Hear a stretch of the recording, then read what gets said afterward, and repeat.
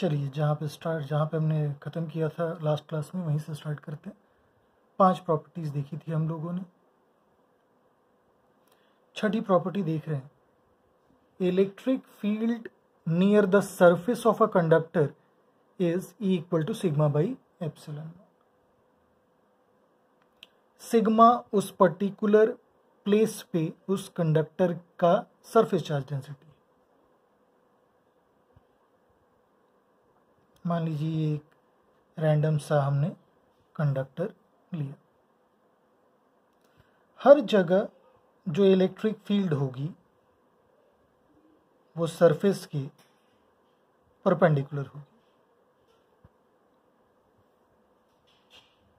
Clear है?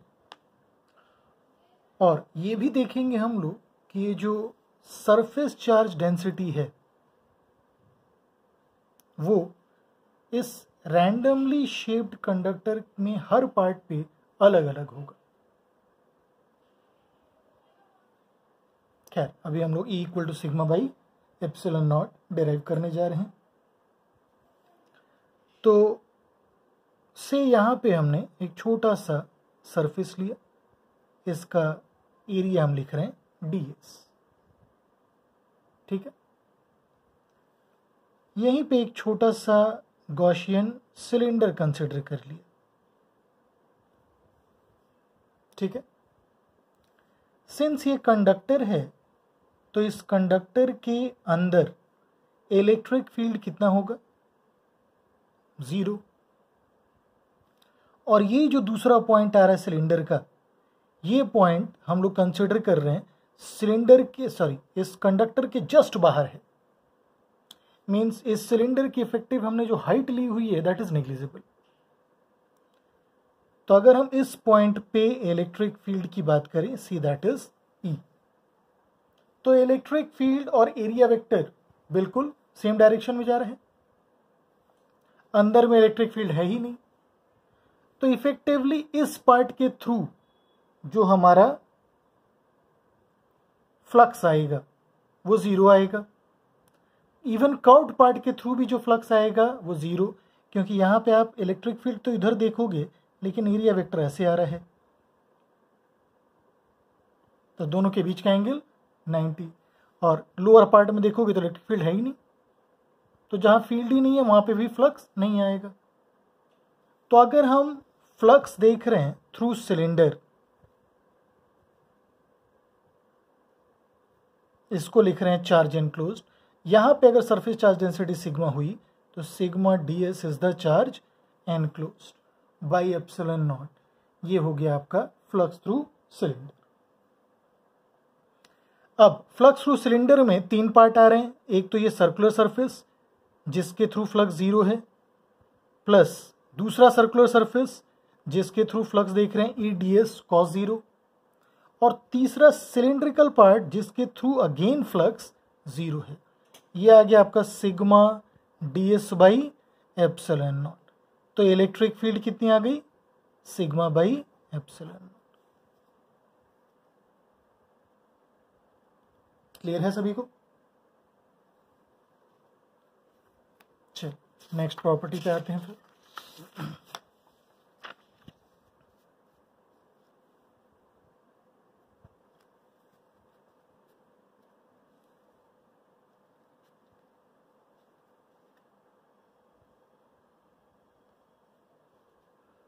अगर कोई कंडक्टर लेते हैं हम लोग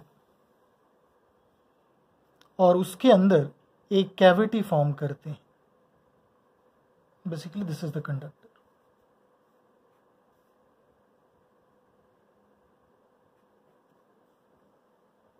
ठीक है, से चार्ज कहीं यहां ला करके Q, इस इनर सरफेस का नाम दे रहे हैं हम लोग सरफेस S1, आउटर वाले का नाम दे रहे हैं सरफेस S2।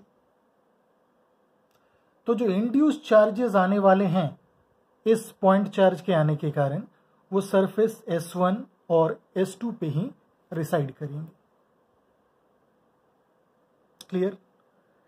इस Q चार्ज के कारण इमीडिएट इफेक्ट के साथ यहाँ माइनस Q चार्ज आएगा, क्योंकि हम लोग देखे हैं अगर कोई गॉसियन सरफेस हम यहाँ ले लें उसके थ्रू फ्लक्स कितना आना चाहिए, 0।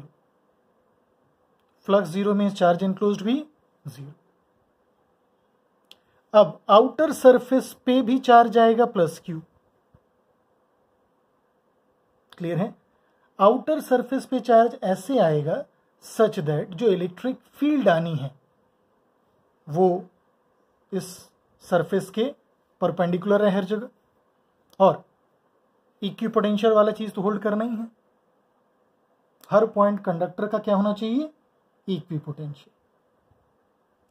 अब अगर हम ध्यान से देखें तो जो भी field lines plus Q charge से स्टार्ट होंगी वो यहाँ पे जो नेगेटिव चार्जेस इंड्यूस्ड हैं वहां पे फिनिश हो जाएंगी। कंडक्टर के अंदर कोई फील्ड लाइन रहेगी नहीं, क्योंकि कंडक्टर के अंदर नेट फील्ड ही 0 है। तो एक और पॉइंट लिख सकते हैं, there will B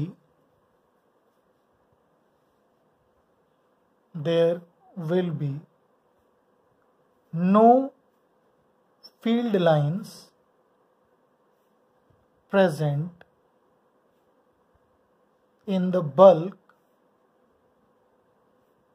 of a conductor। Conductor के बल्क में कोई भी फील्ड लाइंस नहीं रहेंगी।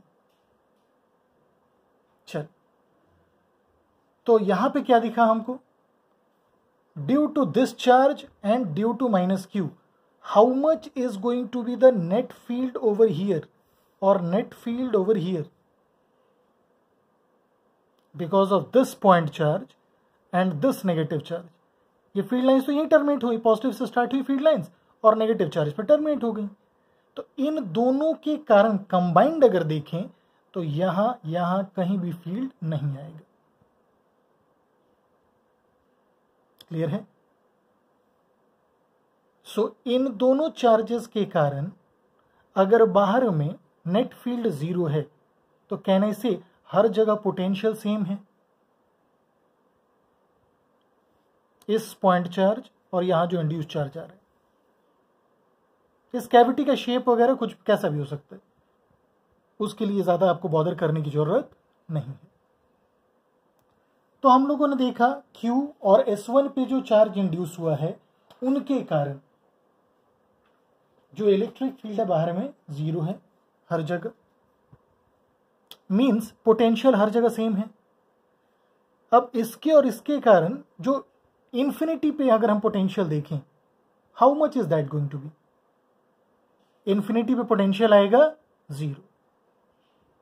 अगर इंफिनिटी पे पोटेंशियल 0 आ रहा है दैट मीन्स वही पोटेंशियल और नियर बाई और नियर बाई और नियर हर पॉइंट पे रहेगा, means at every point outside this region S1 जो पोटेंशियल है Q और माइनस Q के कारण कंबाइंड वो 0 आएगा।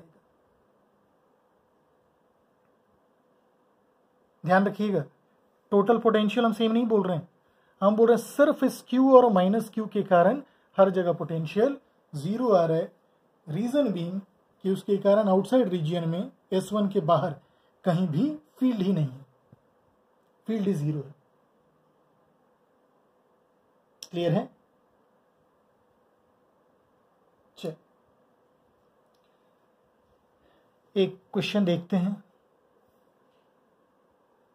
ये भी एक प्रॉपर्टी के लिए ही देख रहे हैं हम लोग। दो स्फेरिकल कंडक्टर्स हैं जिनका रेडियाई है R1 और R2। They are joint together by a metal wire और इनके बीच का जो सेपरेशन है काफी लार्ज है। ठीक है, इनका सरफेस चार्ज डेंसिटीज है σ1 एंड σ2। क्लियर? इनको हम ज्वाइन कर दिए बाय अ मेटल वायर। ठीक है, अब हमको देखना है सिग्मा और आर ये कैसे कोरिलेटेड है आपस में। एक कंडक्टर का जो बेसिक डेफिनेशन ही हम लोग देखे हैं कि हर पॉइंट पे पोटेंशियल सेम होगा, इस कंडक्टर और इस कंडक्टर को एक कंडक्टिंग वायर, मेटल वायर से हमने कनेक्ट कर दिया। तो अब इन दोनों का ही पोटेंशियल क्या हो जा रहा है, सेम। इसके किसी पार्ट पे जो पोटेंशियल देखोगे आप, इसके कारण जीरो दिखेगा क्योंकि वो डिस्टेंस ही काफी ज्यादा है, तो ऑलमोस्ट नेग्लिजिबल, ताकि डिस्टेंस बहुत ज्यादा रखें ताकि इंडक्शन वगैरह के इफेक्ट्स को हम इग्नोर कर पाए। नाउ तो इस पे जो पोटेंशियल होगा वो इफेक्टिवली सिग्मा 1 के कारण होगा, और इस पे जो पोटेंशियल होगा वो इफेक्टिवली सिग्मा 2 के कारण होगा। सो वी कैन सी, अगर ये दो पॉइंट्स हम ए और बी ले लें, then we shall be having V A equal to we.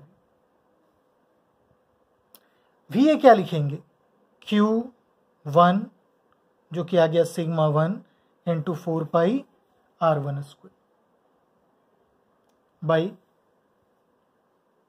4 pi epsilon naught R1 is equal to, V भी देखेंगे तो इस पे चार्ज Q2 कितना, sigma 2 into 4 pi R2 square by 4 pi epsilon naught R2।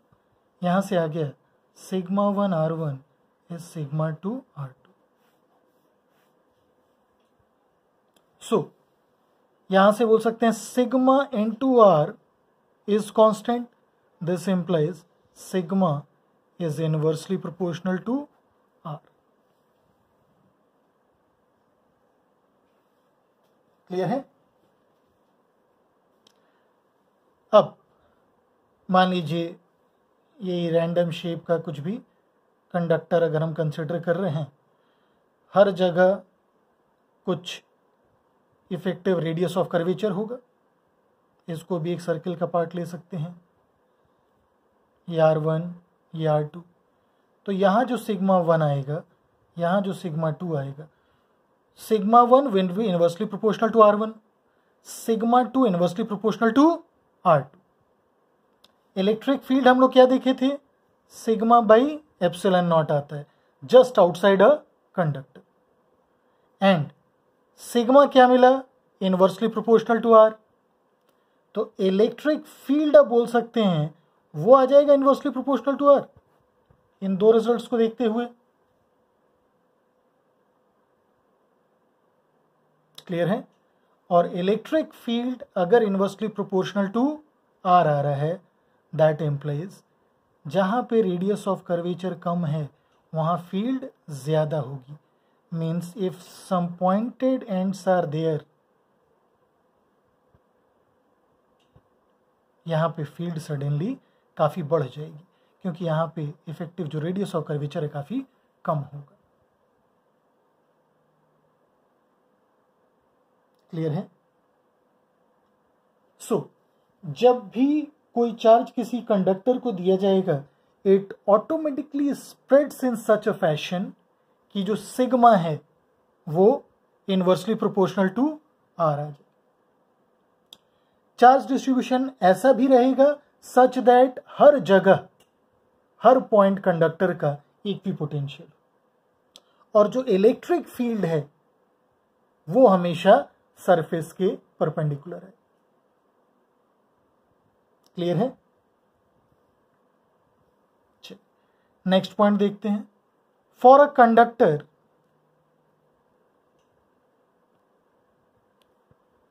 K approaches infinity.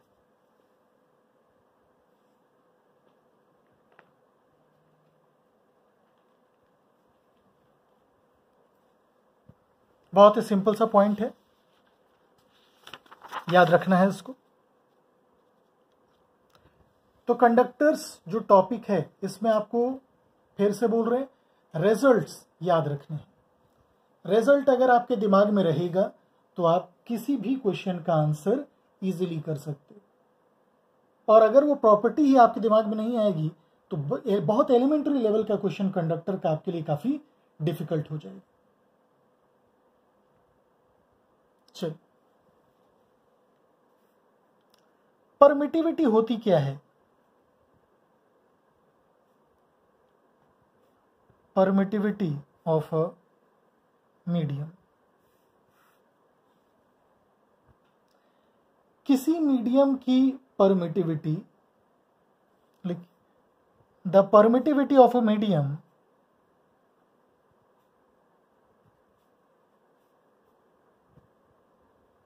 is the measure of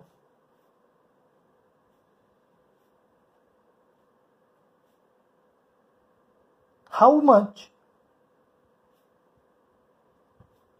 the medium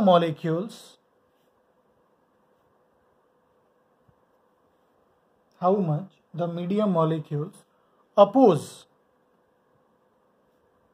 the external field.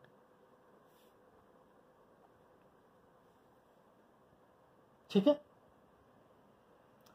मान लीजिए एक point हम कंसिडर कर रहे हैं वैक्यूम में, पॉइंट 4 से स्टार्ट कर रहे हैं क्योंकि उससे बहुत फेमिलियर है। तो इसके कारण इलेक्ट्रिक फील्ड कितनी हो जाएगी यहां पे, E इक्वल टू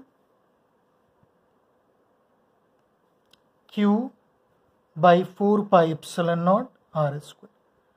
दूसरा सेम पॉइंट बट मीडियम हम लोग चेंज कर दी, सेम मीडियम का डायलेक्ट्रिक कांस्टेंट K, और हमको ये भी पता है ये K हमेशा 1 से क्या होगा, बड़ा होगा। अब कितना हो जाएगा electric field, Q by 4πε0 K r²। Means यहां जो फील्ड थी मीडियम अगर चेंज हुआ तो 1/K टाइम्स हो गई। क्लियर है? अब इससे हम इसको मैथमेटिकली भी थोड़ा आसानी से एक्सप्लेन कर पाएंगे। If E is the external electric field